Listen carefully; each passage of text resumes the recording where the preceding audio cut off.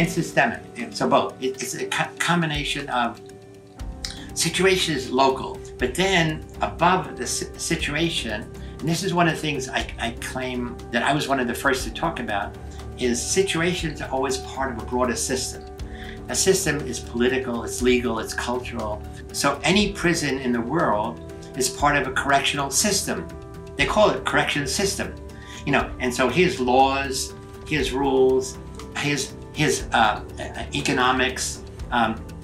So for example, one of the reasons prison populations have increased in America is prisons are a business.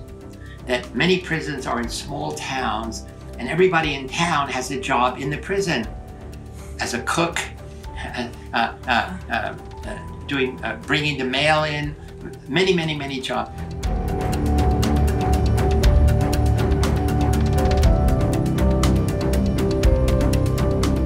And once the population starts going down, they start releasing prisoners. The people in that town go to their politician, to go to Washington, to say, send more prisoners here. And so now, for example, in big cities like Los Angeles, with a big minority community, we have many prisons. They ship them from Los Angeles to Northern California. So that means it's almost impossible for families to visit. It's like a 10-hour bus drive, and nobody cares about it. So prisoners never get visitors, which is horrible. So systems are the combination of economics, political, cultural, historical forces that shape any particular situation.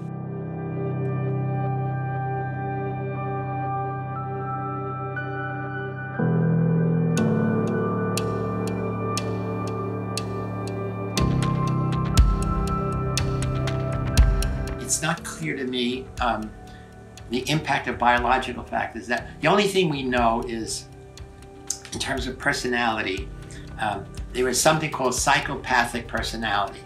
And this is about 1% of any population in the world.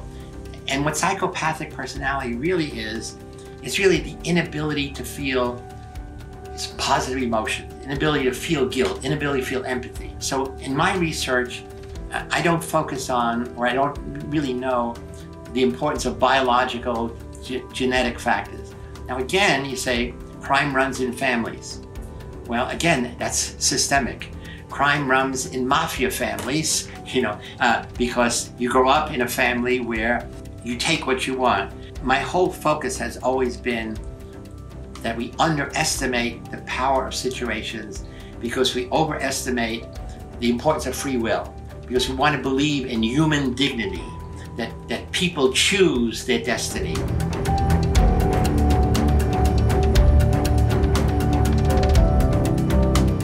Rather than, from birth, depending where you live.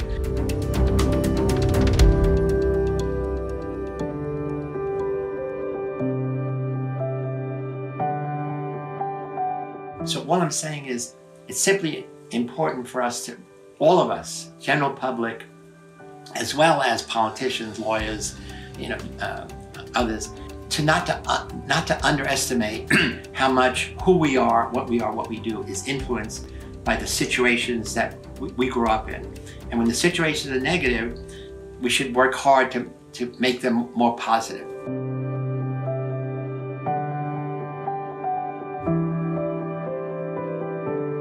Oh, I think so. Oh, sure. I think from my example in the ghetto in the South Bronx, me and the children who didn't do evil things almost always had a mother who had a moral compass, who said, this is right, this is wrong. You should not play with these boys. You should not do this. Don't take money from strangers. Before you make a decision, come home and talk to me and your father about it. So clearly, it should be the role of religion. It should be the role of the church to teach moral behavior. The sad thing is, I grew up Catholic. I was very religious much of my life. And the problem with the church, Catholic Church especially, is it's all about sin.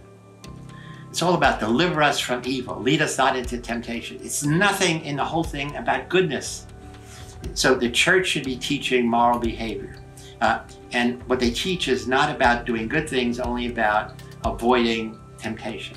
and then you're praying to God and you say, lead us not into temptation, that's an error. It's not God's job, that's the devil's job. So I talked to many religious people, they said it's a mistake. It's a mistake in the translations, that if you're praying to God, you don't say, please God, don't lead me into temptation, because God said it's not my job. It's not my job. That's the devil's job. Let him do the work.